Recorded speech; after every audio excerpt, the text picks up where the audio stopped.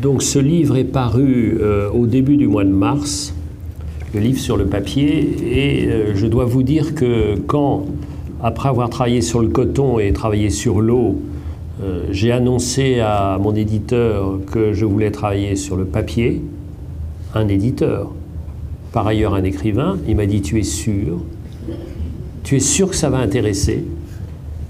Et tous les gens qui ont lu le papier, et je dis ça parce que ça vous concerne aussi directement, donc on a dépassé 110 000 exemplaires en 3 mois, tous, sans exception, disent « On ne savait pas que c'était aussi intéressant.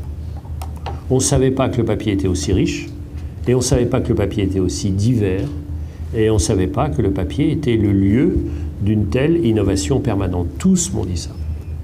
Alors j'ai un peu de honte à avoir écrit ce livre, parce que évidemment c'est un résumé de toutes ces richesses, et je dois dire que depuis l'année dernière, j'ai vu des tas d'autres potentiels se développer. Notamment sur le méga-papier, sur des tas de choses, allant plus loin dans l'impression électronique, allant plus loin sur les barrières, etc., etc. Sur l'emballage, on pourra entrer un peu plus en détail, mais je suis sûr que dans les 3 catégories de papier, le graphique, l'emballage et puis les tissus, en tout cas, le premier, on va résister tant bien que mal. Il y a des tas de choses qu'on peut faire.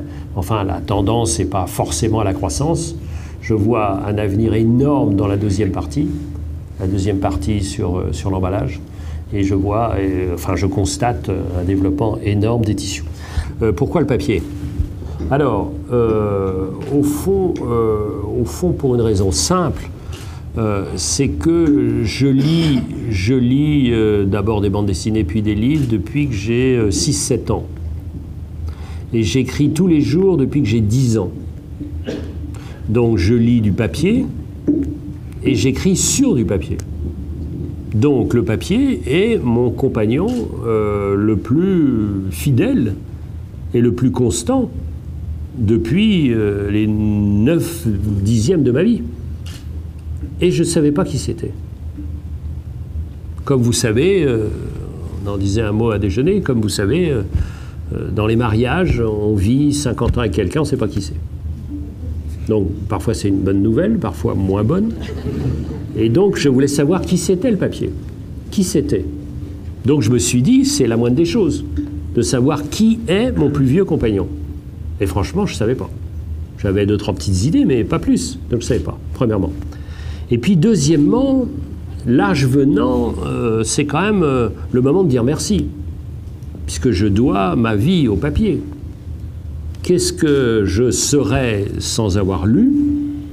Puisqu'on dit que l'homme a inventé les littératures, mais les littératures ont bien inventé l'homme. Donc moi, j'étais inventé par les livres. J'ai été inventé par les livres. Est-ce qu'il y a de l'amour sans mot d'amour? Non. Et les mots d'amour, en général, on les lit plus qu'on ne les entend, hélas. Donc, c'était à la fois un besoin de connaissance et un besoin de reconnaissance, de gratitude, de dire merci.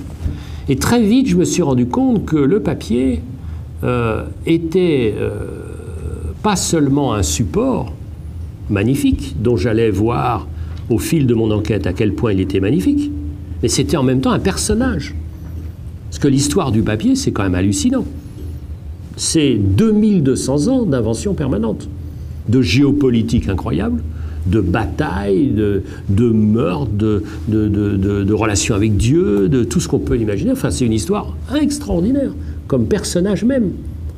Qui commence dans l'Asie, ensuite il y a toute la grande période arabe qui s'ajoute à la sphère asiatique, ensuite c'est l'Europe, ensuite... Enfin, c'est hallucinant ce que c'est que le papier. Et dernier point, je me suis rendu compte que le papier était la matière la plus moderne, puisque par nature même, c'est une matière recyclée. On prend des écorces, on prend des textiles, on prend des vieux filets, on broie tout ça, et on a fait du papier. Donc c'est franchement l'ancêtre de l'économie circulaire. C'est déjà une économie circulaire. On prend ça, on met de l'eau, on retire l'eau, tout ça. Enfin, c'est vraiment... C'est pas un élément linéaire. Donc, même quand vous voyez les grandes machines à papier, vous dites, tiens, c'est linéaire, c'est plat. Pas du tout. D'abord, ça tourne dans tous les sens, puis l'eau arrive, repart, etc. etc. Donc c'est l'ancêtre même. Et puis, je me suis rendu compte très très vite que moi, en tant qu'écrivain, j'étais du papier. Puisque qu'est-ce que je fais quand je fais un roman? Je recycle. Je recycle. Si je suis heureux, bah, j'écris pas trop. Mais si je suis malheureux, je recycle mon malheur. Et plus je suis malheureux en amour, plus je fais des gros tirages. Alors, partout où je vais, on me dit « mais tu as été payé par Grenoble ».